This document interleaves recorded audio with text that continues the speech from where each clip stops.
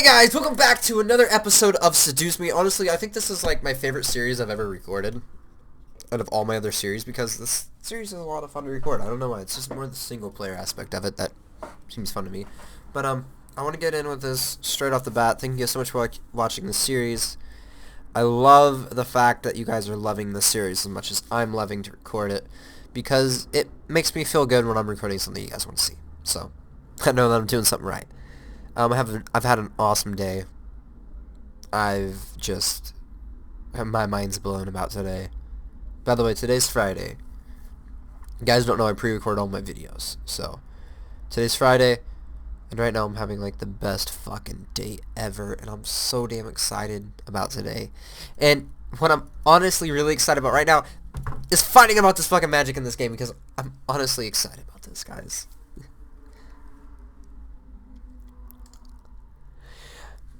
I took the journal and skimmed through it. Seeing my grandfather's notes, they were all detailed explanations and opinions on his findings on the demon magic. He really did know about magic. I sat down at the desk and read through the journal further, finding drawings and sketches of symbols and magic circles, each with their own different meaning and effects. It was all fascinating. There was even pages of important spells to know. I read through them, trying to memorize them into my mind. I don't know what came over me, but I started to feel more energetic and more powerful simply reading my grandfather's notes. I was suddenly aware of the energy that surrounded my body and the power that was around the house. The more I read, the more powerful I became. However, my mind suddenly froze and I found myself walking back to the drawer, putting the book back and closing the drawer. The lock reset, and I snapped out of it. Huh? What? I shook my head and looked at the drawer, realizing what I had done. I walked over to the desk to reopen the lock, but suddenly felt the need to stop. Something held me back and didn't want me to pry any more than I already had. It was curious beyond belief, but I opened my thoughts for now. Eventually, I would come back and look into it.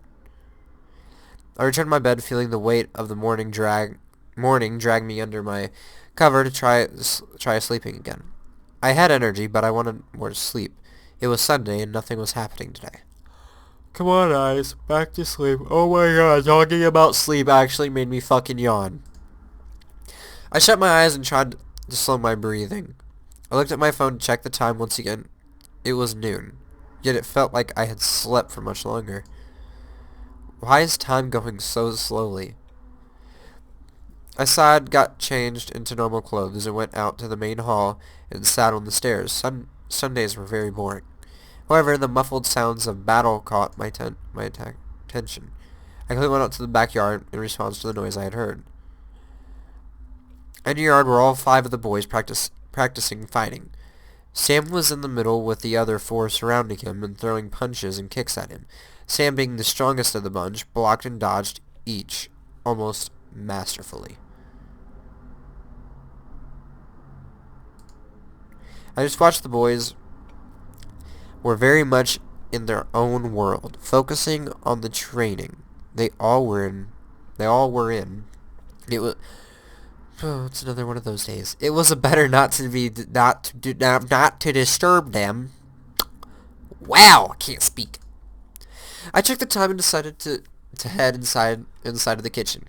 I was getting hungry and I'm sure the boys would need to eat soon, so lunch was a must. Might as well make lunch today. It's been a while since I cooked. Lunch was particularly hard. I decided to make cold cut sandwich, simple chicken and rice, pizza. Oh, dude. Chicken and rice is good, but pizza, god, dude. Cold cut sandwiches, those sound pizza.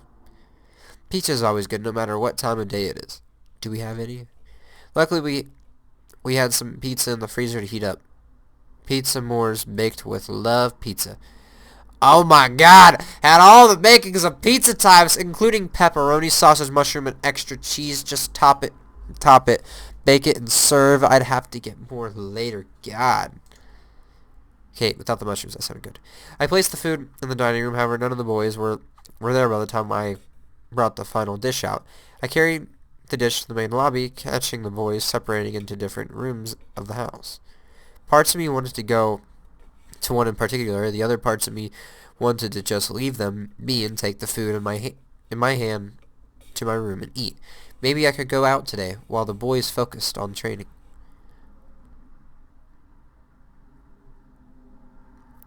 I don't know if I want to eat that. I quickly rushed back and grabbed the second food dish before hunting down one of the boys. I looked down each hall trying to find one of the eating by wondering so that I wouldn't have to go through each individual room finding them. I pursued my lips in irritation. What the heck are they? Where the heck are they? I sighed knowing that I would have to search for them in each room. I quickly turned and headed back to the dining room for one last time. When I arrived, I gasped. Matthew was crouched near the kitchen doorway, peering into it as if a rat had gotten loose in the pantry, and he was stalking extremely. Matthew? Damn! Fuck you! I quickly shut my mouth and pressed my lips together in silence. Confused, but fearful as to why I had to be quiet, I tiptoed to Matthew, who was crouching by the entrance in the kitchen. His gaze and head moved across the site of the kitchen, still trying to find whatever he was looking for. He's in there. What? Matthew's face was seriously fearful and intense. Who was freaking him out this much? Mine, however, instantly pinned the person down in my conclusion. Malix. Malix, why did he come back and why was he in the kitchen? I started to freak out, remembering the fear I had felt the first time we had met. However, I wasn't sure where were the others if... I lost sight of him, but I quickly found him and cornered him in there. I know he's in there.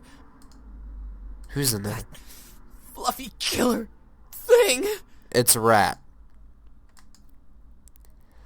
I bit my lips, suppressing a laugh. Once I swallowed my laughter down, I let out a sigh. You mean your cute bunny doll? Yeah, that thing. Wait, it's not cute! Matthew gritted, not whispering, and covered his mouth. I could not help but giggle. What's he doing in the kitchen? Turned me with an expression to utmost seriousness. Something told me that what he said would be cute and funny, but I decided to bite my tongue gently, not laugh, no matter what. I don't know. I failed to keep hold of myself and started to giggle again. The thought of a doll doing anything but sitting there made me giggle. Matthew tried to hush me, waving his arms frantically to keep me quiet. Matthew, Simon's a doll. It can't do anything. You named him? Of course, Simon's having you. Matthew let out some sort of defeat whine before turning back to the kitchen. Trying to find Simon from where he was, I placed our food on the table and looked as well.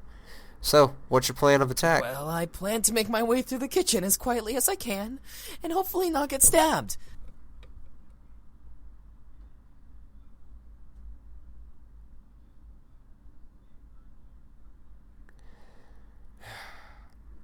Why do I have to sign that? This Melix fight is going to be one-sided. Sounds simple. Matthew! Sorry, Matthew nodded in agreement before finally moving from his spot and tiptoeing into the kitchen. Damn, that was like the first movement I've seen in this game! I stood there unsure of whether or not I should follow suit. Join the hunt.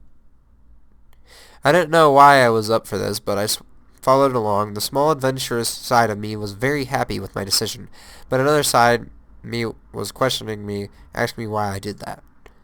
Matthew Slay walked through the kitchen, scanning the cupboards,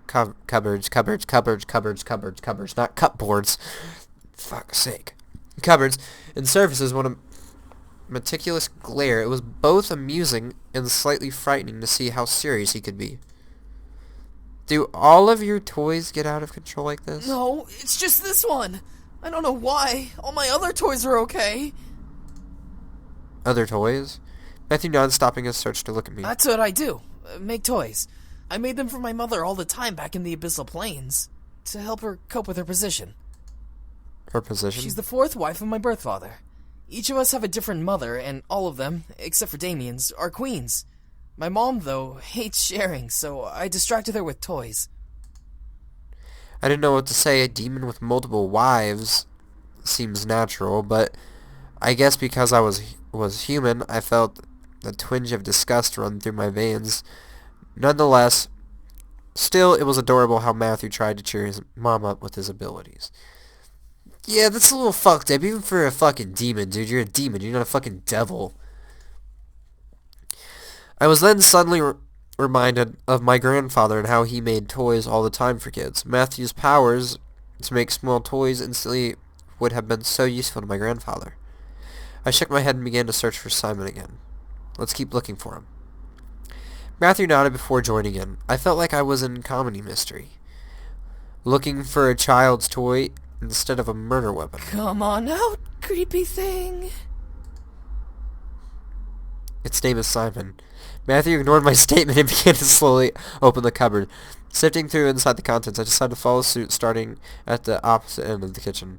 Matthew, what do we do if we find him? We stick him back in my pocket. And I looked at Matthew, waiting for him to finish replying. However, he kept his eyes to the ground, trying to answer my question, remaining in thought. I continued to search the cupboards, unsure now if this plane was going to go anywhere. Why was I even doing this? Simon Tabby was What the? Matthew and I scanned the kitchen frantically, searching for the source of the laugh. I knew that thing was evil! Suddenly, everything went black. Who turned out the lights? I gripped to the nearby counter, not wanting to hit anything or fall in the darkness. There were no windows, so the room was almost completely pitch black. I could hear scattering across the floor like a rat rushing to escape with its cheese in mouth. I instantly jumped in fear before suddenly being pushed to the ground. Watch out! I felt myself hit the ground with a body over top of me. Two hands were slammed beside my head into the tile floor, stopping the person above me from crushing me. Hey. Matthew? Yeah, I am. I stared up at Matthew, letting the situation sink in. We were looking for a doll, and now we were on the ground. What broke my thought was a flash of gold running across Matthew's eyes. I could feel heat radiate from his body, but the air was tense, and his body was almost shaky. Matthew, are you okay?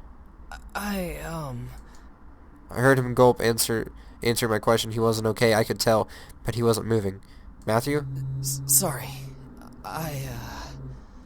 He got a little crush. Soon a glow covered Matthew's eyes. I accepted to feel warmth in my body from an upcoming spell, but I felt nothing. Something was wrong. I need you to push me off. The sound of his voice, he was desperate to get up and off of me. Why couldn't he move, though? Then it hit me. Matthew, do you need energy? I do. But Matthew shut his eyes to try and hide his golden gaze from me. He didn't want to take my energy. Why? Why was he ashamed to? You know what? I fucking like Matthew. If he needed energy, I was willing to give it. I gently grabbed Matthew's face and tilted his head to angle with mine, leaning closer to him. I brought my face and lips up to his and kissed him deeply. Dude, this... Alright. You gotta remember, guys, I'm a female in this story. And I just got my fucking shot to kiss this sexy ass motherfucking guy right here. You know what I'm saying? Gonna have to go get some pussy. Oh wait, gosh damn it, I'm a fucking girl. Gonna have to go get some dick. There we go. Yep, that's better. I didn't know if this would help, but it was how he got energy before. I shut my eyes, waiting for the draining feeling to reappear in my body. Matthew didn't move, nor did I feel energy drain from me. I opened my eyes and saw Matthew staring wide-eyed at me, but unmoving. He was unsure of what to do, and I had silenced him in confusion. I pulled away and spoke. I want to give you some of my energy. You've used a lot of it, and I'm sure that the energy you took from me was only used for healing. Let me help you. I don't. Matthew, if you don't want my energy, just tell me, but I'm offering it to you if you do. All of a sudden, I felt the familiar feeling of warmth run through my body once again. I felt my body slightly heat up as Matthew wrapped an arm around my body and pulled my body tighter to his. Matthew grew a lustful gaze before bringing a hand up to cup the back of my neck. Before I knew it, Matthew... Whoa! You go, boy. Yeah, hell yeah. Get you some of me. Wait, hey, get the fuck off. Wait, before I knew it, Matthew pulled me into a gentle but passionate kiss. Heat erupted through my body as his kiss slowly and almost timidly got deeper.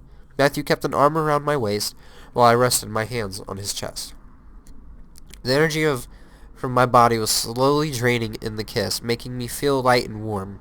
I was almost pitiful how comfortable and how willing I was in this situation. Still, I held no regret. I was enjoying every bit of the kiss. Matthew was... Dude, I thought it was fucking slow for a second. Matthew was full of surprises, as childish as he was. He definitely was proving to be a man while he was kissing me. Matthew wasn't forceful, but his kiss was deep and passionate, and it felt almost magical. It was how I imagined the first kiss to be like, except with energy drain. Soon, though, the energy drain stopped and Matthew gently pulled his face away to end the kiss. I stared up at him as we both panted for air. I had never kissed like that before, and I was so lost in the moment that I'd forgotten how to breathe.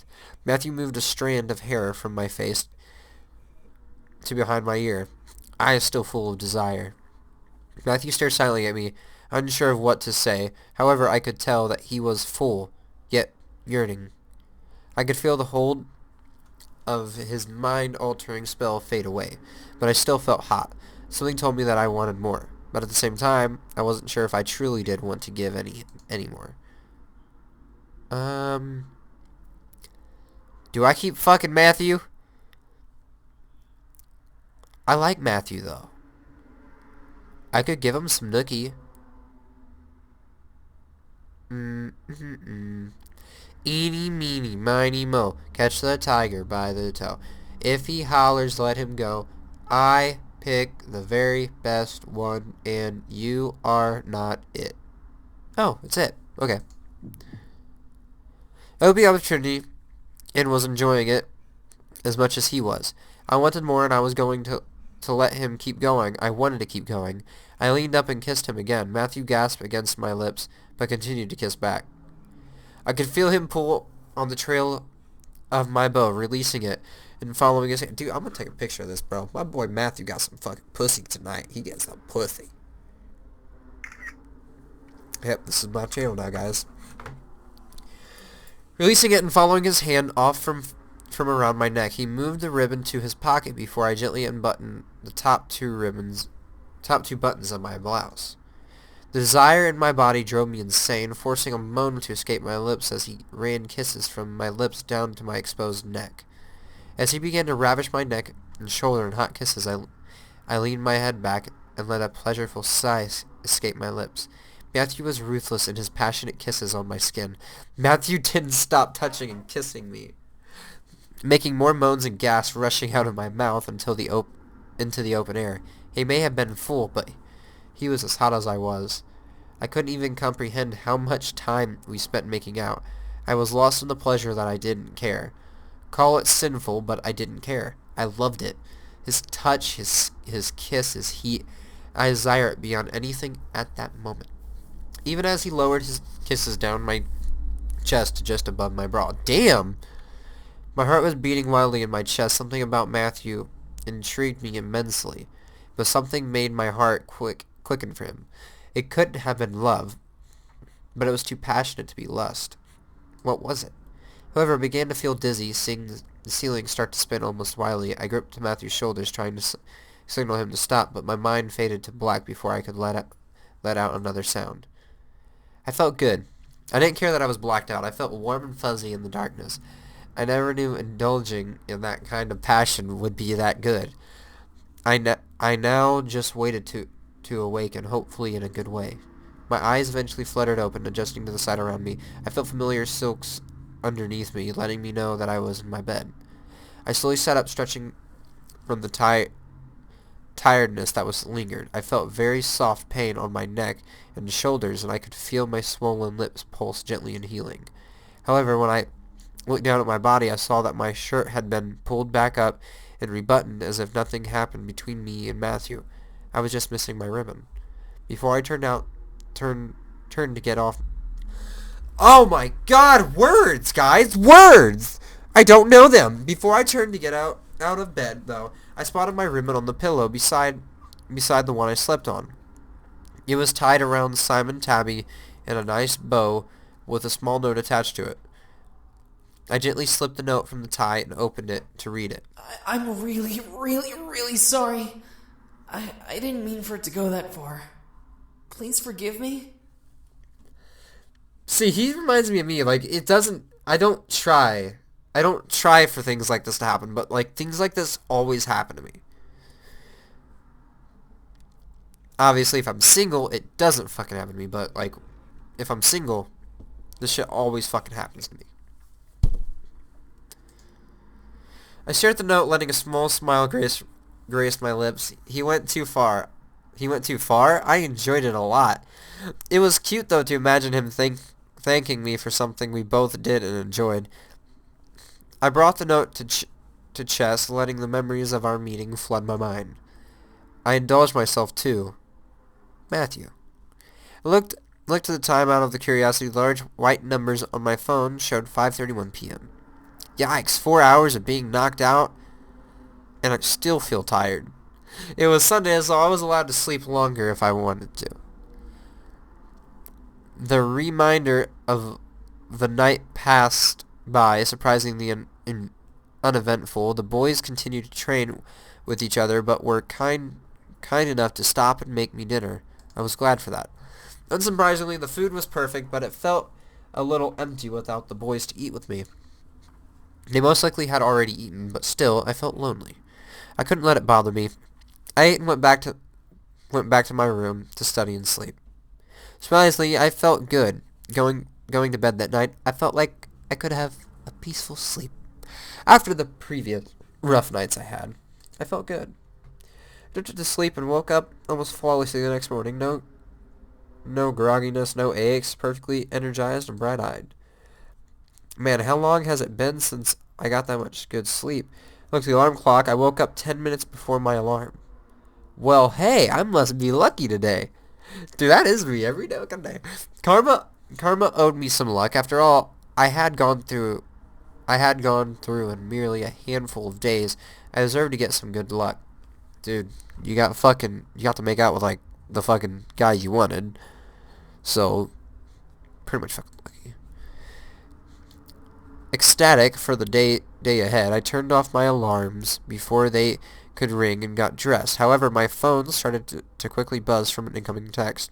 Huh? Who's texting me this early? Yo, Anderson! You're carpooling with us from now on. We're not letting you waste your money on a bus. Get ready and be at your gate at 7 stat. I smiled. My friends were the best. I couldn't drive yet, and I didn't have a car, so it was awesome that my friends would let me carpool. I checked the time. 6:30. Perfect. I can eat some breakfast before they come. I packed my bag and carried it downstairs towards the kitchen. As I entered the dining room, I saw a plate with eggs, toast, and bacon sitting on the table. A fresh steaming cup of coffee sat next to the plate with the sugar and creamer on the side. I walked to the table and couldn't believe what I was seeing. Who made this? As I spoke aloud, a small red note caught my attention. And I'm going to leave it right here, guys. Thank you guys so much for watching. Thank you for commenting, liking, subscribing. Just thank you guys so much for watching my content. It really makes me feel good about myself and this channel and where it's headed. So thank you guys so much for watching. Like, subscribe, comment down below what you guys want to see next time. And I will see you guys in the next video. Goodbye.